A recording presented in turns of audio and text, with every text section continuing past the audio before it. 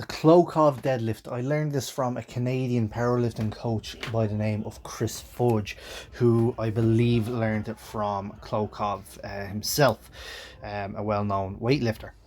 This is a great exercise for teaching the mechanics of the RDL.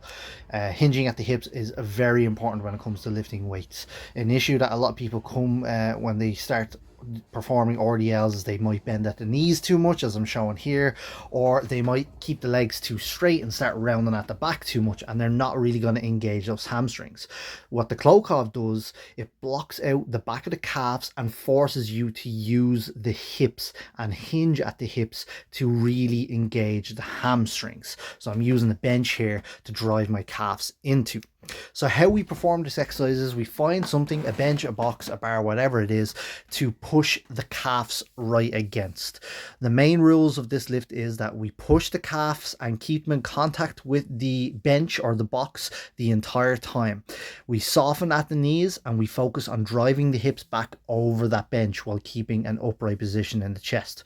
Here I am using a barbell, again performing the same movement, pushing those hips back and keeping the calves pressed against the bar. If you bend at the knees, the calves come away. If you do not push in against and you keep the legs too stiff, like you would in a stiff leg and around the shoulders, you're not going to keep that tension in the calves. So again, we're hinging at the hips, pushing the calves against the bar, the bench, or the box. You can use anything as long as your calves are pressing against that item. Okay, so again, press the calves against the box, chest up, and drive the hips back. Once you master the Klokov deadlift, RDLs will become a lot easier for you to perform in future. You'll be able to hinge at the hips, really engage those hamstrings by again focusing on driving the hips back throughout the movement.